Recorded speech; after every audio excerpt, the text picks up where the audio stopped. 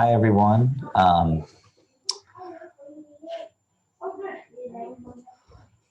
Welcome to day 4 of the training. We haven't gotten a chance to interact during this one yet, but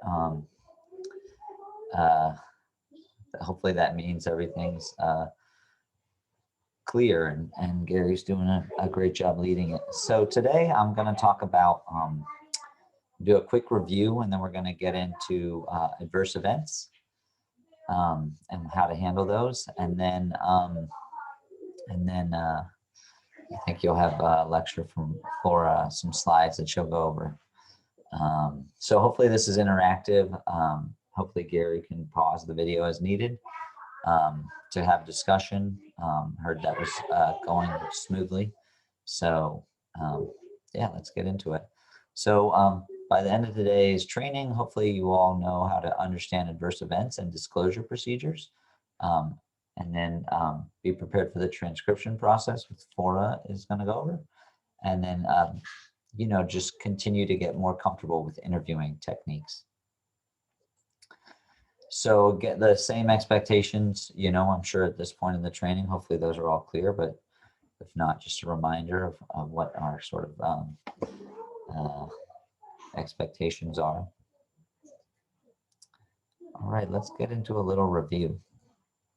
So how should an interviewer ask questions? Maybe you can all discuss that. What are some of the important characteristics that you learned yesterday about how to ask questions? And what's important for an effective interviewing? What are some of the skills you learned? I'm sure there was a lot. It's a big task, but hopefully as you think about those and process them, you internalize that bit, and this can lead to a discussion. And then what should an interview avoid? What are some common pitfalls or traps? And then why do we encourage respondents to share general, not personal experiences, in a group setting? How can we encourage respondents to share general experiences, right? What are some ways we can do that? So hopefully Gary can pause here and this can, be interactive and you guys can discuss that. So I'll just take a second.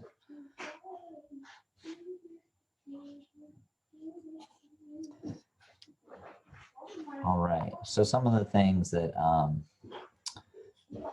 we wanted to point out, if you didn't already, were to listen to respondents and concentrate on what they're saying. You want to be focused while you're in there, and that's important. Nowadays everyone's on their phones and everything. And this is, we're asking respondents to share, participants to share information about their lives and their experiences. And you want to show that we're interested in that, and we want to be focused. So encourage respondents to feel comfortable, right? Like you're not going to share stuff if you don't feel comfortable, if you don't trust that person, if it feels awkward, so, and make sure you give them time to think, respond, and discuss. A lot of times the questions we ask, you're asking someone to recall something or to remember something from a while ago and to do it in detail and then to be able to describe it. So, that's not always an easy process, and you want to give people the time to do it properly. And remember to, when they're in those group settings, remind respondents to share information about the general situation and not their personal situation whenever possible. And then be familiar with the interview guide. As you get comfortable with those questions and how you remember people respond and how to ask them, that can help facilitate things, and you'll get better and better as you practice it and then actually implement it. And then use body language, that demonstrates your active listening, right? It's more than just doing it. It's also showing that you're doing it, right? By looking at the person or facing them or not looking away or, being, upright and all those things that we all, read in each other when you can tell someone's not paying attention to you or that they are. So for ethical reasons, respondents in group activities should discuss general experiences and not their own personal experiences, So remember, if someone begins talking about his or her own experience, you can shift the discussion and say, like, is this another people that other people have had as well? You know, and be sensitive to the respondent's story, but encourage him or her to talk about it as a general experience or as the community's experiences more broadly. So that's just an important component with group interviewing. Things to avoid, nodding your head, smiling, frowning, or using other body movement that can show like a bias or judgmental attitude. You know, we want them to feel comfortable to say whatever they want, not what they think you want to hear, right? Because then you're not going to get the necessarily the most accurate answers. You want to not give them answers to the question themselves, you know, or agreeing verbally with the answers, right? Like let them speak the words themselves, right? We don't want to say it for them and just have them say yes, no, right? You know, don't be impatient. There's no rush with these things. If anything, we're appreciative of how much time people take. Don't judge the answers or make judgmental comments, you know. I mean, show appreciation that they're, you know, answering the questions, but not whether they answered a certain way. And then, you know, never, you know, you don't want to interrupt them or cut them off in the middle of their sentences, because that's the information that we're here to collect. And then probing. Let's maybe you guys can recall a little bit about probing. So what is probing? When do we probe and when do we not probe? So maybe Gary, if he wants, can pause it again and you guys can come up with some discussion around this, what you remember and what your own insight is on how to use probing and when not to.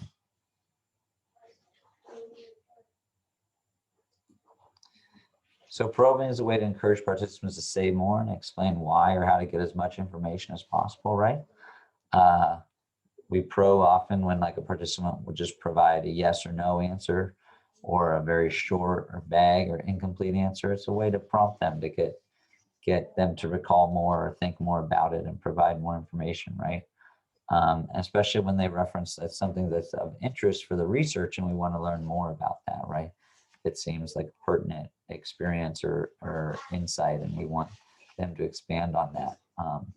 But you don't probe when someone seems upset and they're maybe doing that because they're being evasive or you can tell they don't want to talk about it, you know, and they want to move on. So that's like a good interview is able to read that, you know, in the participant and be sensitive to how they might be feeling and shouldn't be afraid to, you know, say like, if you're not comfortable about this, you know, we can move on, you know, and if they say, no, well, I'm fine, you know, then it's, you know, it's okay, but you need to always sort of, you know, figure out that balance of getting the information you need, but also always being sensitive to how they might feel.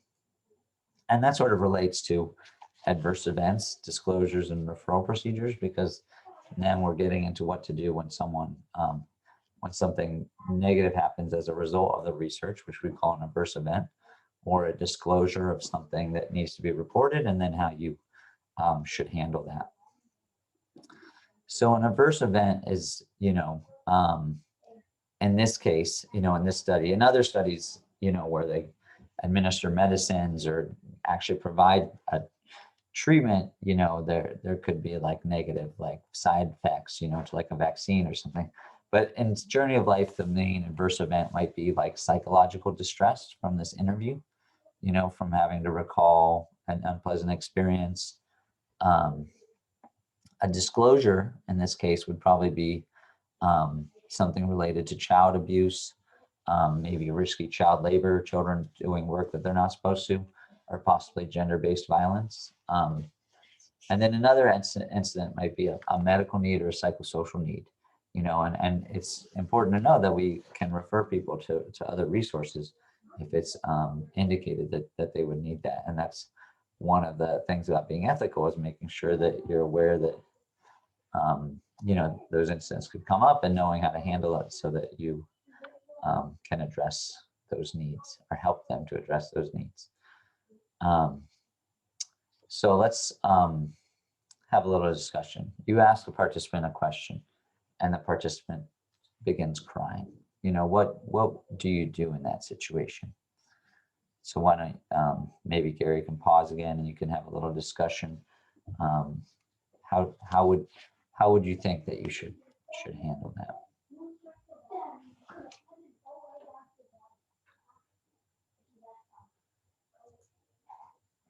So I think in the context of this study, like an adverse event, like someone crying or someone getting upset, um, is when a research activity causes something bad to happen to a participant, right? So this research has been deemed low risk, right? We're not administering anything. We're just asking people questions, right? But, and you won't be asking them directly about experiences of violence. So it's very likely that, the activities we do will not cause an adverse event, but still in the case that like someone cries or someone gets upset recalling something, it's just important to know how to handle that, right? So, one thing talk about was not probing in that situation, obviously, right? When they seem upset or they don't want to talk about something. But then it's also to be able to recognize, the psychological distress or re-traumatization, you might say. So, and just to know that a participant could experience emotions such as sadness, anxiety, or whatever negative feelings they have around that experience as a part of recalling that, right? And a participant could recall a memory of a traumatic event and re-experience the emotions that she or he experienced at that event, and as a result of our discussion about it. So that's what we mean when we say an adverse event or psychological distress. So how do you respond, right? You do want to continue to give the participant your full attention. Try to maintain calm, um, let the participant take his or her time to experience his or her reaction, right? Uh, you want to ask the participant whether they would not like to continue the activity or whether they like to stop, right? Either pause it or even stop it altogether, if needed. And do find a private place, right? If it's needed, right? To tell the participant, afterwards what you plan to do next, like what the next steps might be, right? So again, the don'ts are don't probe, right, about a participant has their experience or reaction when it's clear that it upsets them. Don't judge the participant in any way, either in expression, words, or even with your body language. Don't make the participant finish the interview if they don't want to. If they do want to stop, that's fine. And don't make promises you can't keep, right? I mean, it's not your job to fix it, right? Obviously, when we learn about something upsetting, we want to do what we can, but that's not your role. You're just collecting the information, and there are procedures in place that, that mean you don't have to do that, and you definitely don't have to confront the perpetrator or handle the situation yourself, right? I mean, you're just there to, provide support to that person as they need it, and then refer as appropriately. So just in your own experience, your own knowledge of the situation, maybe why don't you guys talk about what are some adverse events that you think could happen during the Journey of Life study? What are some things that you think people might bring up, or psychological distress, events, and how they might react, how they might behave, and just to prepare yourselves, I think, for what could happen. It's not very likely to happen, but in the possibility, in the realm of what could happen, right? Maybe Gary can talk with you about that.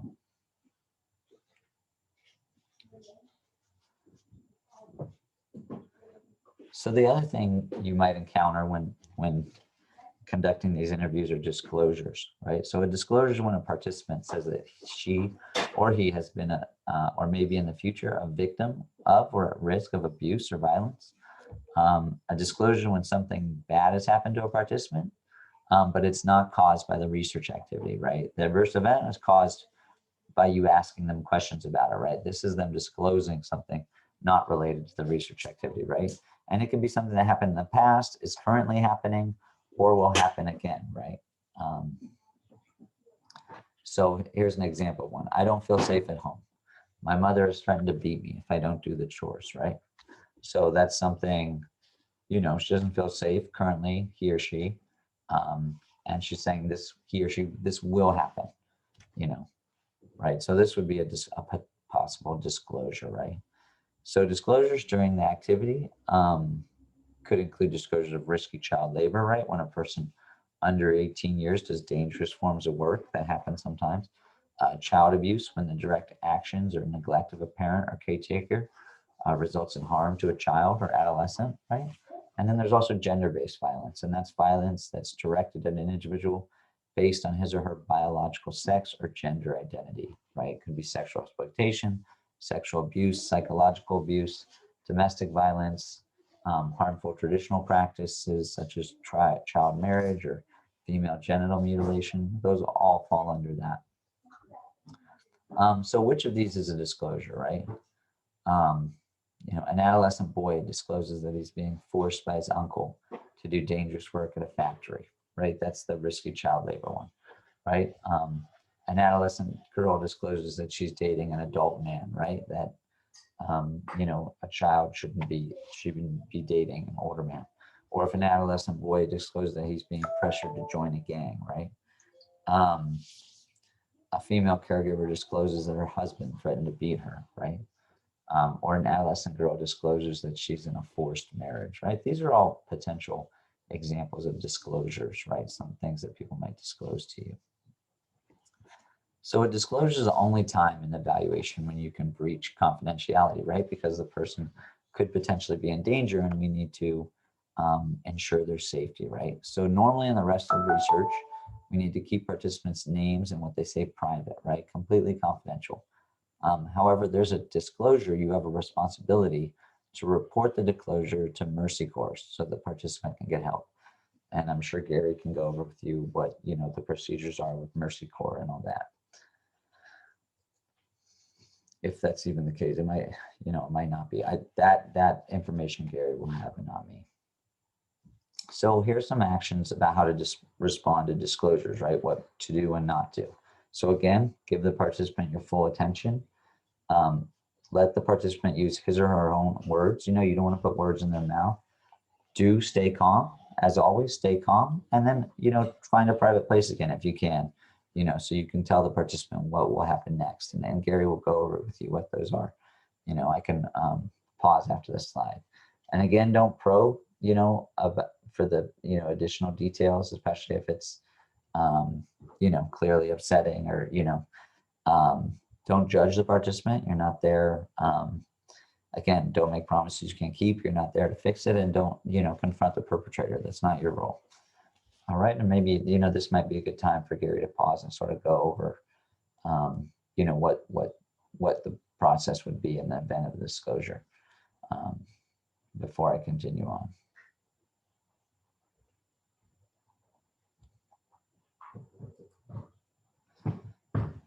So then what are some things that you think participants might disclose during the Journey of Life study, right? Again, if Gary wants to take the time, now that you know the procedure, hopefully what are some things you might encounter, and just brainstorm so that you're ready or you think through things that people might say. Because it's going to vary, what I might encounter, here I'm in outside of New York City would probably be very different from what you might encounter in Kiriyandongo, right? So the last thing I'm going to talk about are other incidents, right? And other incidents that could arise during data collection include that a participant has a visible medical need, right? Or has a visible psychological health need, right? So if we observe this, we should ensure that the participant gets help, right? Someone was bleeding or something when you were there, or, someone was clearly acting erratic and didn't seem well, psychologically. So what are some other instances that you think you could observe that could happen during the Journey of Life study? Again, hopefully Gary can take a second. You guys can think about this. What are some things you think you could observe or might observe that you would say, that person needs help in this situation?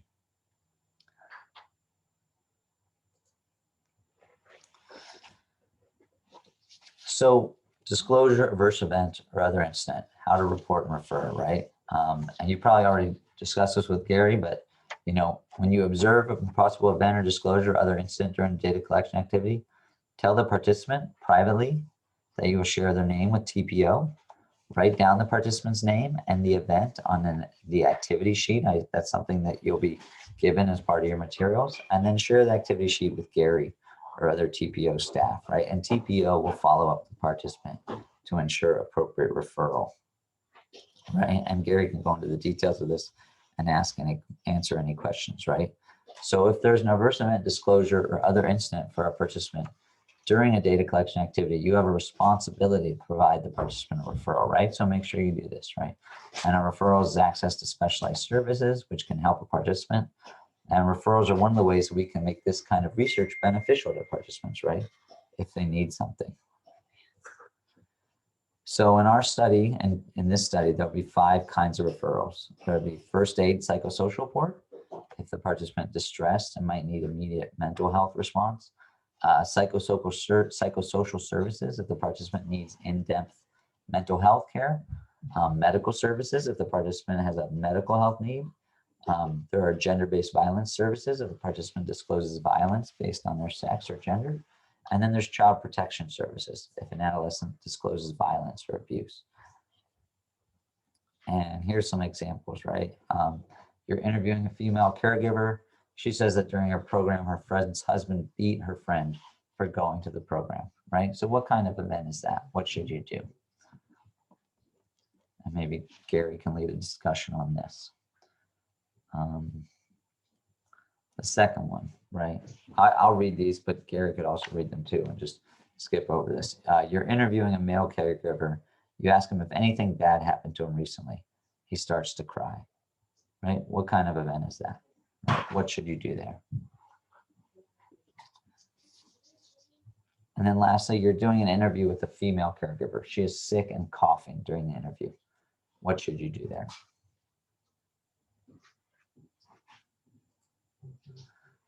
So what if you're not sure? I'm sure there's going to be borderline situations, and maybe you could talk about these, what it would be, something you're not sure of, and some of it will come with experience, but when in doubt, always make a note on the activity sheet and let TPO staff know, and they'll follow up. But again, Gary can answer all questions about that and lead you through it and hopefully answer anything. This is just to make you aware of some things that can happen, not to scare you, but just so that you're informed and know how to handle it if something like this were to happen.